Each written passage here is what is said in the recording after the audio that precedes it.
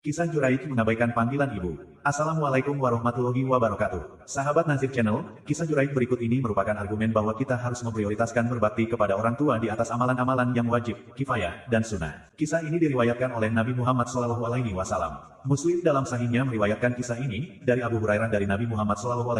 Beliau bersabda, tidak ada bayi yang dapat berbicara saat masih di dalam buayan kecuali 3 bayi. Bayi Isa bin Maryam, bayi dalam kisah Juraij, dan bayi dalam kisah Asysyabul Udud. Sahih Muslim nomor 3005. Sahabat Nazir Channel, Juraij adalah seorang pria yang tekun beribadah. Ia membangun tempat ibadah dan selalu beribadah di sana. Ketika ia sedang melaksanakan salat sunnah, tiba-tiba ibunya datang dan memanggilnya, "Wahai Juraij." Lalu Juraij bertanya dalam hatinya, "Ya Allah, manakah yang lebih penting bagiku, melanjutkan salatku atau memenuhi panggilan ibuku?" Akhirnya, ia melanjutkan salatnya hingga ibunya merasa kecewa dan meninggalkannya. Keesokan harinya, ibunya datang lagi kepadanya ketika Juraij sedang melaksanakan salat sunnah. Kemudian ibunya memanggilnya, "Wahai Juraij." Juraij berkata dalam hatinya, "Ya Allah, manakah yang lebih penting bagiku, memenuhi panggilan ibuku atau salatku?" Kemudian Juraij melanjutkan salatnya hingga ibunya merasa kecewa dan meninggalkannya. Keesokan harinya lagi, ibunya datang ketika Juraij sedang melaksanakan salat sunnah. Seperti biasa, ibunya memanggil, "Wahai Juraij." Juraij berkata dalam hati, "Ya Allah, mana yang harus kuutamakan, melanjutkan salat atau memenuhi panggilan ibuku?" Namun Juraij melanjutkan salatnya dan mengabaikan panggilan ibunya. Sayangnya, hal ini mengecewakan ibunya. Hingga tak lama kemudian, ibunya berdoa kepada Tuhan, "Ya Tuhan, jangan bunuh dia sebelum dia menjadi sasaran fitnah dari para pelacur." Kaum Bani Israel selalu memperbincangkan tentang Juraij dan ibadahnya. Hingga ada seorang wanita pelacur yang cantik berkata, "Jika kalian menginginkan popularitas Juraij hancur di masyarakat, maka aku bisa memfitnahnya demi kalian." Nabi melanjutkan sabdanya, kemudian pelacur itu mulai menggoda dan membujuk Juraij, tetapi Juraij tidak mudah tertipu oleh godaan pelacur itu. Kemudian pelacur itu pergi kepada seorang penggembala sapi yang kebetulan sering berlindung di tempat ibadah Juraij. Ternyata wanita itu berhasil menipunya hingga penggembala itu berzina dengannya sampai akhirnya wanita itu hamil. Setelah melahirkan, pelacur itu berkata kepada masyarakat sekitar, "Bayi ini adalah hasil dari perbuatanku dengan Juraij." Mendengar pengakuan wanita itu, masyarakat menjadi marah dan membenci Juraij. Mereka datang ke tempat ibadah Juraij untuk menghancurkannya. Selain itu, mereka juga menghakimi Juraij bersama-sama tanpa bertanya kepadanya terlebih dahulu. Kemudian Juraij bertanya kepada mereka, "Mengapa kalian melakukan ini kepadaku?" Mereka menjawab, "Kami melakukan ini kepadamu karena kamu berzina dengan pelacur ini sampai dia melahirkan seorang bayi sebagai akibat dari perbuatanmu." Juraij berseru, "Di mana bayinya?" Kemudian mereka membawa bayi hasil perzinahan itu. Juraij berkata, "Tinggalkan aku sampai aku salat." Juraij salat, kemudian setelah selesai ia pergi ke bayi itu dan menyentuh perutnya dengan jari-jarinya sambil bertanya, "Wahai bayi kecil, siapa sebenarnya ayahmu?"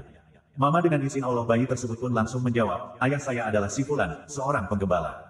Nabi kemudian melanjutkan kisahnya, akhirnya mereka memberi hormat kepada Juraij. Mereka menciumnya dan meminta doa kepadanya. Setelah itu mereka berkata, "Kami akan membangun kembali tempat ibadahmu dengan bahan-bahan yang terbuat dari emas." Tetapi Juraij menolak dan berkata, "Tidak, kembalikan saja rumah ibadah itu seperti keadaan semula yang terbuat dari tanah liat." Akhirnya mereka mulai membangun rumah ibadah itu seperti semula. Wallahu a'lam bishawab. Wassalamualaikum warahmatullahi wabarakatuh.